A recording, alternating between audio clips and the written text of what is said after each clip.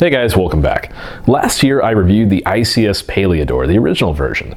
Since they've come out with a 2.0 version that's had some upgrades, some improvements, and I'm really curious to check it out. Today we're checking out the ICS Peleador 2.0. This is an interesting gun. ICS sent this over recently. They saw my original review and asked if I wanted to review this, and of course I said yes. I was really curious to check out the newer model, see what's been done to it, and see if the improvements really make the difference. The original was sort of a sport line, and even though this is marketed as a sport line as well, it kind of sits in an unusual place between a sport line and a high-end gun with a lot of the internal improvements that have been made. Externally, you're not going to see much of a difference, if any at all really. All the improvements have been made on the internals, and I'd say they're a big improvement over the original. The gun comes with the same high capacity magazine. It's about 300 rounds and has a little semi-translucent window on either side, so you can actually see roughly how many BBs you have left. Comes with two spare fuses, a 20 amp and a 25 amp, presumably for running a higher voltage battery. The obligatory cleaning rod comes with just about every airsoft gun out there. This one I actually let sit in the sun for a bit, so it's kind of droopy, unfortunately. Comes with a handguard tightening tool. This is interesting. Very few guns come with this, and I do like that ICS includes this, so you don't really need to have your own tools, and lots of paperwork. They give you a kind of a little catalog here. It shows off all the airsoft guns that they currently manufacture, and trust me, there's some ones I'd love to get a hold of in here.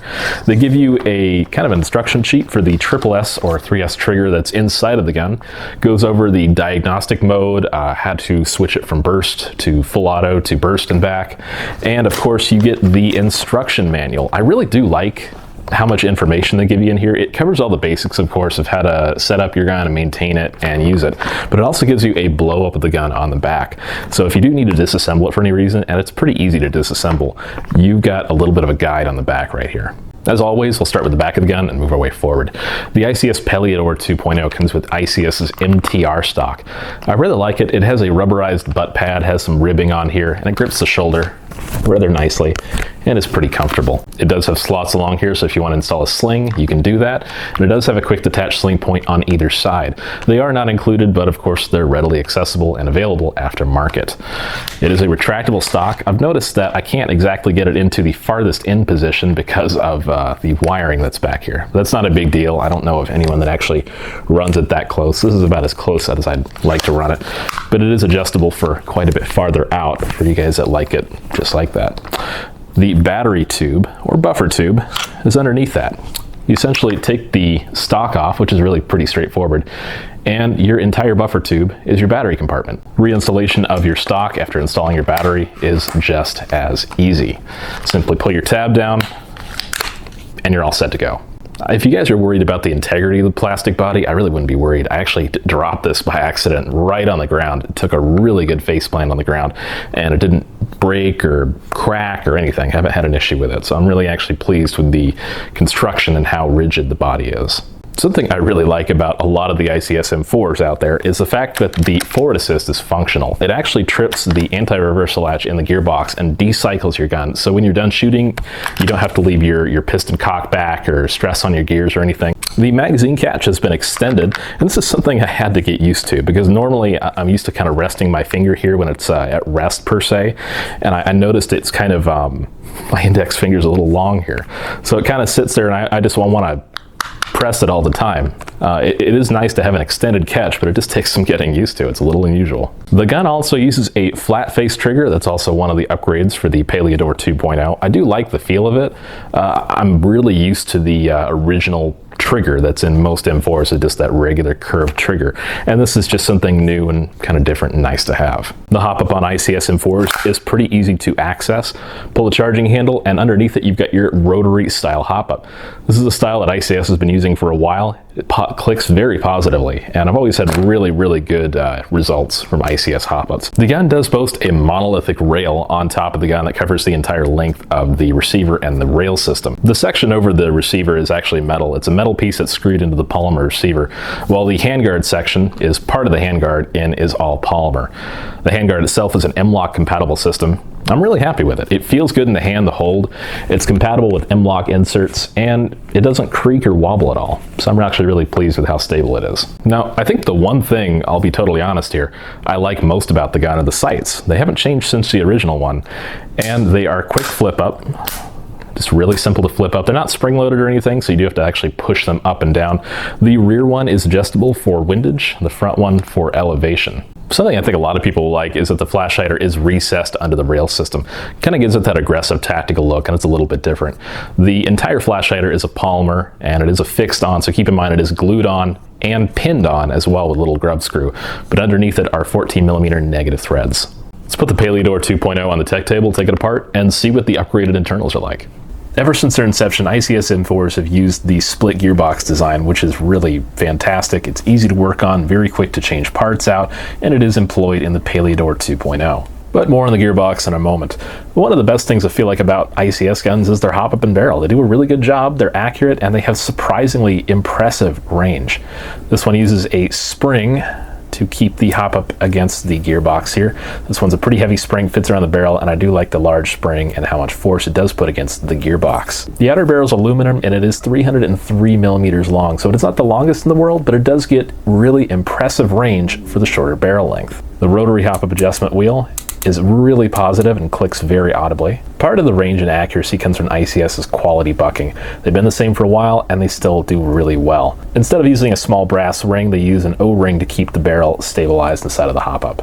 One of the other upgrades on the gun is the Evo motor. This is the 35,000 RPM motor, which is an upgrade over the original Peleador motor. The upper gearbox shell has undergone some major changes. First of all, the quick change spring and spring guide is a major upgrade. I do like this a lot. This one comes with an M100 spring, so it shoots a little bit softer, kind of an indoor SPS more or less. The quick change spring guide is all metal and does have bearings, of course, so definite plus there. One small detail I really like about ICS is they dip most of the screws in the gun in blue Loctite. It really helps to keep them from backing out and potentially damaging your gun over time. So little attention to detail, things I really appreciate. Inside the upper gearbox shell, you'll find your compression system.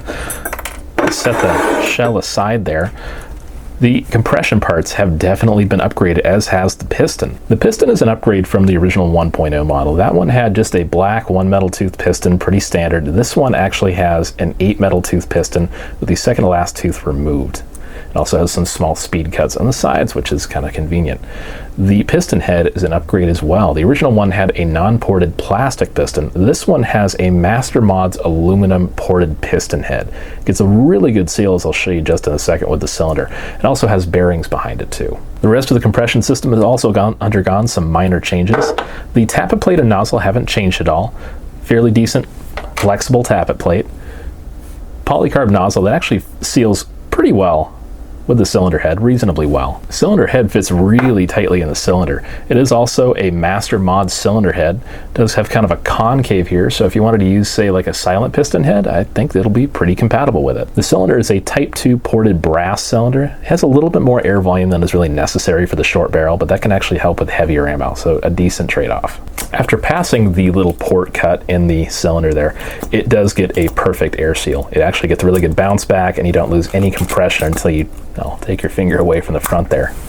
When putting the nozzle on, you do lose a little bit of compression, but it's still really quite good. It's about as close to perfect as you're going to get without it being perfect. The lower gearbox is going to house ICS's 3S or triple S trigger. This is obviously responsible for being able to run higher voltage batteries, do the diagnostic mode, and give you the burst capability. This is probably the biggest upgrade from the 1.0 version that just had a standard little tiny MOSFET sticking out the back of the lower gearbox. So this alone I think is worth the price of admission. On the other side there's a metal selector plate. That is kind of nice to see. How the 3S trigger gets its interface is just a really small switch here. The selector plate will hit that depending on the position it's in. Whether it's depressed or undepressed will determine whether you get semi-auto, burst fire, or full auto, depending on your settings. Another nice upgrade too is the flat face trigger. It's also a rather short trigger pull. You can see I'm just barely tapping it here, and that would be responsible for each shot fired. Let's check the shimming real quick. The sector gear has almost no play axial wise, so it's right about where it needs to be. The space between the gears there is also really good. The spur gear has a little bit of play. It's hard to tell whether a shim would really fix that or not. It might really be where it needs to be. The bevel gear had a little too much axial play and needed some refinement. Let's go ahead and take off the lower gearbox shell here. The first thing I notice when I open up the lower gearbox shell is everything is lubricated really well. That's a must if you really want everything to last as long as it needs to. The long arm anti-reversal latch here is kind of a standard hallmark for ICS guns, and it has been for a long time, at least the M4 series.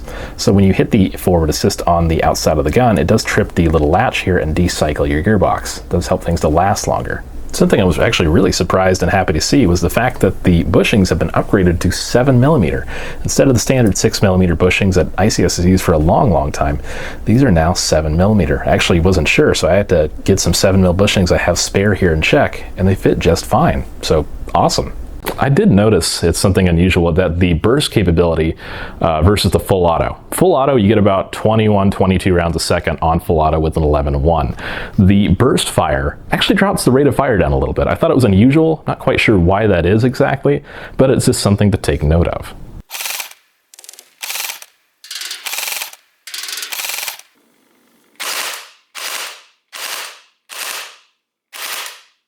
I took this gun out to Nighthawk Airsoft last weekend. Unfortunately, we weren't having any games out there, but I was helping out with some construction, and I was able to test this gun out and really see how it performed. I hid behind different covers and different barricades and shot at different targets at different ranges. I did use .32 gram BBs, which might be a little bit heavy for about the 330 FPS mark this gun shoots at, but I still got really surprising range and accuracy out of it. The groups were phenomenal. Very, very good groups. ICS hop-outs had always been really fantastic. With the aluminum barrel and just a really good quality bucking in there, it does a great job. This gun's probably, with the speed it's running at right now, a little bit better with 2.5s or possibly 2.8s. The 3.2s I put in there, I really wanted to test the accuracy and range of it with a heavier BB. I'm very much used to running a heavier BB. That's kind of what I tend to stick to for most guns, despite the FPS I'm running at. I ran several magazines through it and was really pleased with the functionality of it. The rate of fire was pretty solid, I can't complain, and the gun, being stock and totally untuned in every way except for the original tuning it came with, ran really well on an 11-1. I was quite surprised. Is this an improvement over the original Peleador 1.0? Absolutely. You got the new piston head, new cylinder head, new piston, and the 3S trigger. 3S trigger's got your diagnostic modes. They're really simple to work with, and it's got the burst fire. So ultimately, I'm still going to give this the same grade as the original. There were some minor shimming improvements I think could have been done, but ultimately the internals are definitely higher quality than the first generation of this, and they are an improvement. So I'm going to give this a 9 out of 10. Thanks for watching, guys. I'm Prodigy from Airsoft Team Kilo 23. I do really want to thank ICS for letting me check this out. This is a fun gun. I'm really looking forward to upgrading it even more, customizing it, and using it quite a bit out on the field whenever all the fields open up, hopefully soon. Thanks, guys. Stay healthy, and I'll see you guys in the next review.